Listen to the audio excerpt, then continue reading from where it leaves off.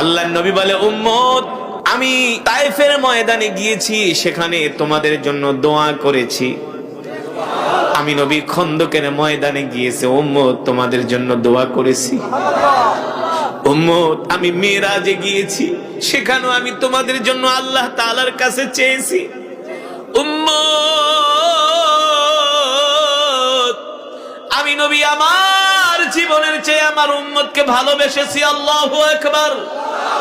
আল্লাহর নবী বলে, আমি আমার উম্মতকে ছাড়া জান্নাতে যাব না।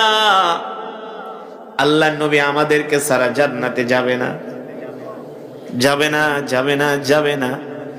সমস্ত পয়গম্বররা হাসরের মাঠে বলবে, ইয়া নফসি, ইয়া নফসি, ইয়া নফসি।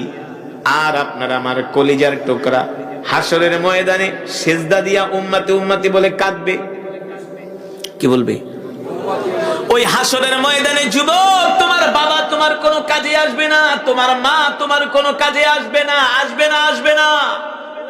তোমার মা তোমার বাবা তোমার কোনো উপকার করতে পারবে না, তোমার কোনো বন্ধু বান্ধব আত্মীয় স্বজন তোমার কেউ কোনো উপকার করতে পারবে না, কারো কোনো ক্ষমতা নাই। ঠিক কিনা বলেন?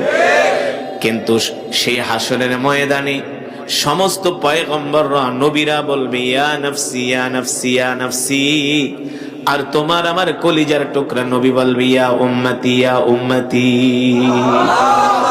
বুখারীর বর্ণনায় আসছে, আল্লাহ তাআলা প্রত্যেকটা নবীকে একটা করে বিশেষ পাওয়ার দিয়েছেন দোয়া করার জন্য। যেই দোয়া প্রত্যেকটা পয়গম্বর দুনিয়াতে করে ফেলেছেন, কিন্তু আল্লাহ তাআলার পয়গম্বর আমাদের প্রিয় নবী একটা দোয়া উম্মতের জন্য হাসরের ময়দানে রাইখা দিছে।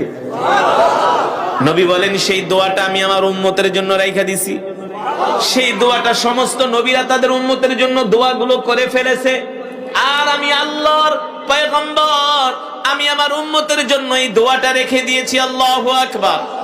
হাসরের ময়দানে আল্লাহর নবী সেজদায় পড়ে কান্না করবেন।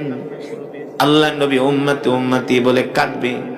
নবীজির চোখের পানি দেখে কান্নার আওয়াজ আরশ পর্যন্ত পৌঁছে যাবে। জোরে বলেন সুবহানাল্লাহ। নবীজির কান্নার আওয়াজ আরশ পর্যন্ত পৌঁছে যাবে। চোখের পানিতে নবীজির দাড়ি মোবারক ভিজে যাবে। আল্লাহ তাআলা জিবরাইলকে ডাক দিয়া বলবে, জিবরাইল আমার হাবিব কান্দে কেন? আমার হাবিব আমার কাছে যা চেয়েছে আমি তাই দিয়েছি। আমার হাবিবের কোনো মনের আশা তো আমি অপূর্ণ রাখি নাই। আমার হাবিব কেন হাসরের ময়দানে কাঁদে? আমি আমার হাবিবের চোখের পানি সহ্য করতে পারি না। তখন জিবরাইল জমিনে আসবে।